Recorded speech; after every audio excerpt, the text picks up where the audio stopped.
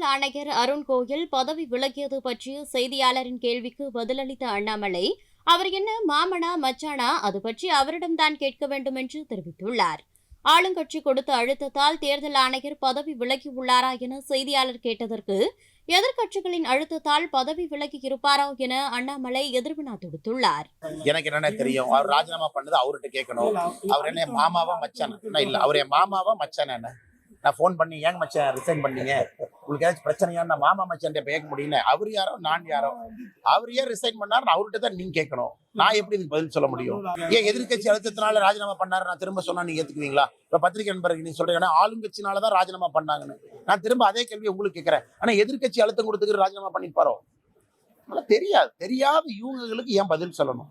அவர் என் மாமா இல்லை மச்சான் இல்லை, எனக்கு அவர் யாருன்னே தெரியாது. அவர் அதிகாரப்பூர்வமாக ஒரு கருத்து சொன்னா நான் பதில் கருத்து சொல்லலாம். அதிகாரப்பூர்வமா இதனாலதாங்க நான் ரிசைன் பண்ணேன் அப்படின்னா, அவர் எதுவுமே சொல்லாதப்ப நான் எதற்கு பேச வேண்டும்? எனக்கு அதை பத்தி என்ன தெரியுங்கன்னா, இது அவர் மட்டும் ரிசைன் பண்ணல, இந்தியாவில் பல AS IPS அதிகாரிகள் ரிசைன் பண்றாங்க, பல பேர் சர்வீஸ்ல இருக்கிறாங்க. அவங்க ரிசைன் பண்ணா அந்த இடத்துக்கு இன்னொருத்தர் வர்றாங்க. இது இத்தனை ஆண்டு காலமாக 1947க்கு பிறகு நம்முடைய பியூரோக்ரஸியில இது ஒரு சைக்கிளிக்கல் சேஞ்ச், அவ்வளவுதான். மற்றபடி அவர் கருத்து சொல்லியிருக்காருன்னு சொல்லுங்க, நான் பதில் சொல்றேன். அதான் ஏற்கனவே சொல்லிட்டேன், அவர் என் மாமாவும் இல்லை மச்சாவும் இல்லை. எனக்கு என்ன தெரியும்? இருந்தா போன் பண்ணி சொல்லியிருப்பாரு. சத்தியமா தெரியாது தலைவனா, நேரா பேசுறாங்க, ஒளிச்சு மறைச்சா பேச போறாங்க, தெரியாது. செய்திகளை உள்ளது உள்ளபடி தெரிந்து கொள்ள ரெஃப்ளெக்ட் நியூஸை சப்ஸ்கிரைப் பண்ணுங்க.